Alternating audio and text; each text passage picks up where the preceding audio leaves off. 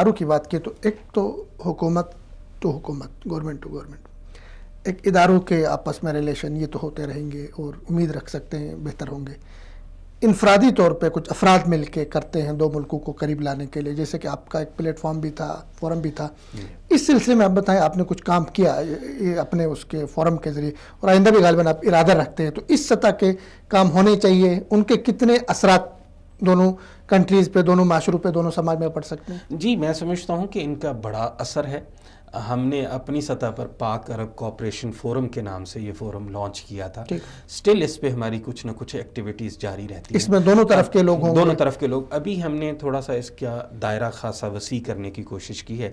اب کافی سارے سعودی عرب کے ایکسپرٹس بھی، کچھ سابق سفارتکار بھی، اسی طرح کچھ صحافی بھی، کچھ تاجر بھی، وہ ہم نے اس میں شامل کی ہیں۔ اسی طرح پاکستان کی طرف سے بھی ایک بہت بڑا بورڈ، اور امید ہے کہ ہم اس مارچ کے اندر اس کو پراپرلی دوبارہ سے اس سیٹ اپ کو اناؤنس کریں گے، چونکہ اس میں اہداف کیا ہیں آپ لوگ؟ اہداف سادہ سا تھا ہدف ہمارے سامنے۔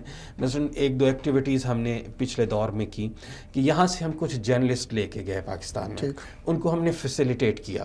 اچھا، اس کو ہم نے کوئی بہت بڑا کام مارکا نہیں مارا، اپنے اداروں سے بات کی، ہمارے اداروں نے کہا جی ہمیں تو اس سے اچھا کیا کام چاہیے، چلیں ہم آپ کو اکوموڈیشن دے دیتے ہیں، ہم آپ کو ٹکٹ دے دیتے ہیں۔ کسی نے کہا جی ہم آپ کو فیسیلٹی یہ دے دیتے ہیں۔ اب اس کا نتیجہ یہ نکلا کہ جب یہ عرب جرنلسٹ وہاں گئے، وہاں پر چیزیں دیکھ کر واپس آئے، تو ان کا نقطہ نظر ہی بدل چکا تھا۔ اسی طرح ہم چاہتے ہیں کہ پاکستان سے جو ہمارے جرنلسٹ ہیں، جو ہمارے ممبران ہیں، وہ یہاں آئیں، وہ یہاں آ کر پوٹینشیل دیکھیں، اور وہ جا کر واپس پاکستان کے اندر ان چیزوں کو کریں۔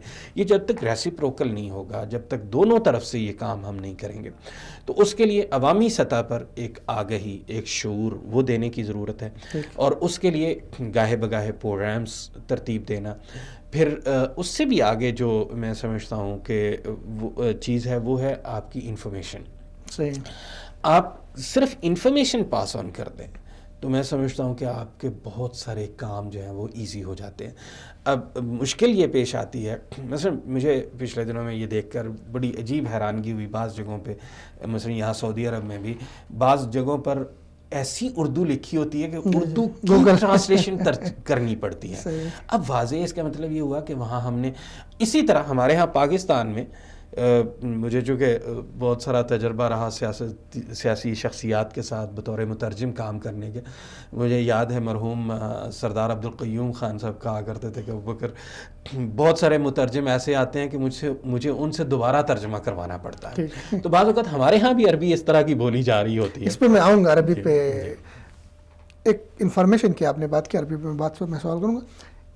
ڈس انفارمیشن بہت زیادہ ہے عربوں کے حوالے سے، وجہ میں جو سمجھ، کیونکہ میرے سے بہت سارے دوست رابطہ کرتے جی مدینے میں ہے کہ یار یہ واقع ہوا سعودیہ میں، اس کی حقیقت کیا ہے، تو وہ واقعہ ایز اٹ وہ اٹھاتے ہیں مغربی میڈیا سے، اس میں ظاہر ہے عربوں کے خلاف بہت بڑا پروپیگنڈا ہوتا ہے، تو وہ اٹھا کے ہمارے میڈیا اس کو چلا رہا ہوتا ہے۔ اور ہمارے میڈیا کی صورتحال یہ، جیو جیسے بہت بڑا چینل، میں نام لے رہا ہوں، نام نہیں لینا چاہیے تھا، انہوں نے اپنے اس کے خطبے کے حوالے سے، حج کے خطبے کے حوالے سے کہ جی امام حرم صاحب جو ہے وہ حج کا خطبہ دے رہے ہیں مدینہ منورہ میں، تو مطلب اس طرح کی چیزیں، بالکل بنیادی چیزیں بھی ہمارے میڈیا کو پتہ نہیں ہوتی، مغربی میڈیا سے چیزیں اٹھا کے پلے کر رہے ہوتے ہیں۔ تو یہ بہت اہم کام ہے کہ ہمارے ڈائریکٹ جو ہے تعلقات ہو گئے وہاں کے صحافیوں کے یہاں کے صحافیوں کے ساتھ، اور یہاں کے صحافیوں کی ڈائریکٹ ایکسیس ہو وہاں کے صحافیوں کے ساتھ۔ یہ حقیقت ہے، اور اس میں میں سمجھتا ہوں وہی جو گیپ ہے اس نے بڑا منفی کردار ادا کیا۔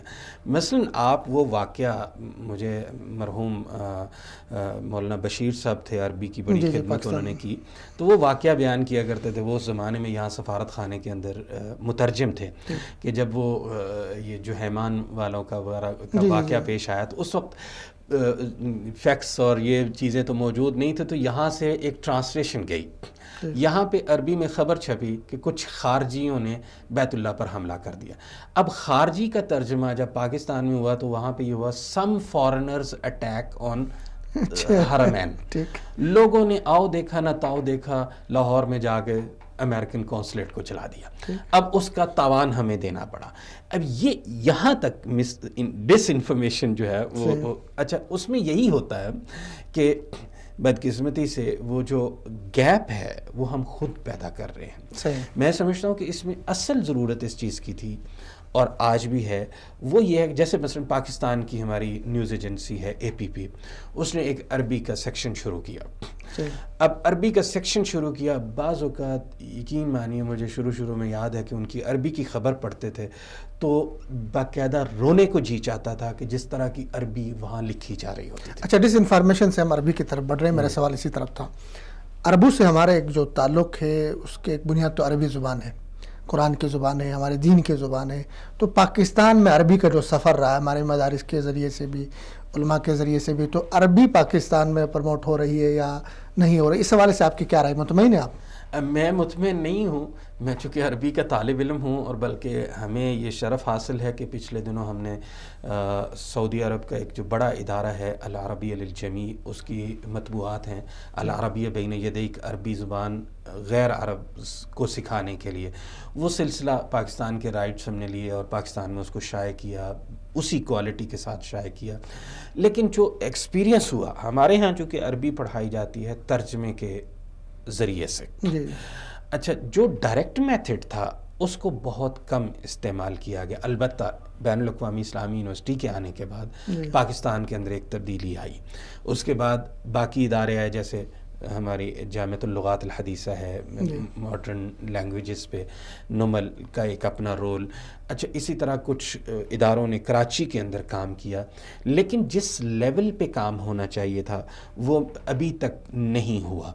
اب جیسے میں نے دیکھا ہے پاکستان کے اندر ہمارے مدارس جو اسکول ہیں بالخصوص، ان کے ہاں یہ بڑی توجہ پائی جا رہی ہے کہ جی 2 لینگویجز کم از کم انگلش کے علاوہ آپ کو آنی چاہیے.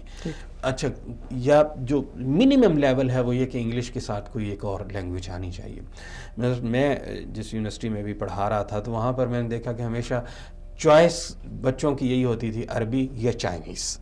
اب ایک طرح سے آپ عربی زبان کو اگر ان اداروں میں متعارف کروا دیں اور اس انداز سے آپ جو ہے اپنے جو مناہج ہیں، جو سلیبس ہیں، ان کو ترتیب دیں، اور اس میں پھر میں سمجھتا ہوں کہ دونوں سائیڈوں کی حکومتوں کو بہرحال اس پہ کام کرنے کی ضرورت ہے. اگرچہ انفرادی طور پر ہمارے مدارس